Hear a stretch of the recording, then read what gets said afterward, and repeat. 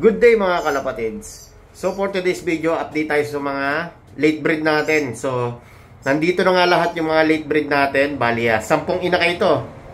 So yung hiniwalay ko ngayong araw, itong blue bar white flight. Yan, bali 24 days old to. Tapos itong blue check na to, tsaka itong Millie Red Magnesmate, anak ni Pilay, tsaka ni 395 to mga kalapatid. So, itong Millie Red nasa 25 days old. Tapos itong blue check nasa ano to, 26 days old. Ayan, oh. Ito ang pinakabata. Ayan. Oh. Tapos itong dark check, tsaka ito Magnesmate, anak ni Tiny. Ayan. So ito yung mga nauna sa atin. Yan, 4, malalaki na. Anak din ni Pilay ang red check na yan. Tapos yung blue bar, tsaka ito, yan yung mga nauna nating hiniwalay. Tsaka itong red check, tsaka yung blue check. Tapos itong grizzle natin mga kalapatids, yung nestmate niya nagka-cancer, kaya malaki na nung nagka-cancer, kasi nga yung grizzle natin, lahat ng nilalabas nun nagkaka-cancer yung inakay. Pang-4 na clutch na to.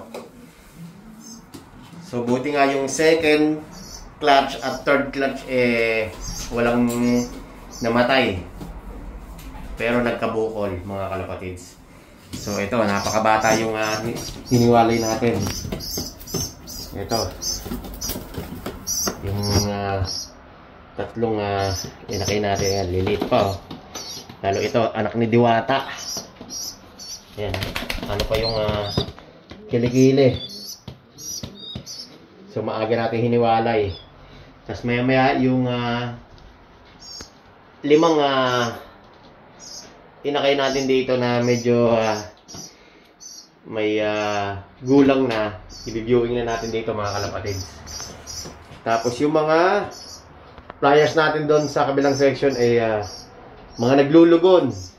So hindi nga ako nakapaglinis pa doon mga kalapatids. Ito yung parang ano ko matamlay eh.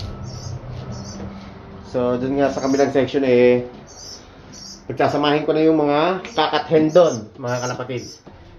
Ililipat ko na yung hen dito sa mga ginawa kong breeder sa kabila. Pagkasamahin ko na yung hen doon, tapos sa kabila puro kak na doon.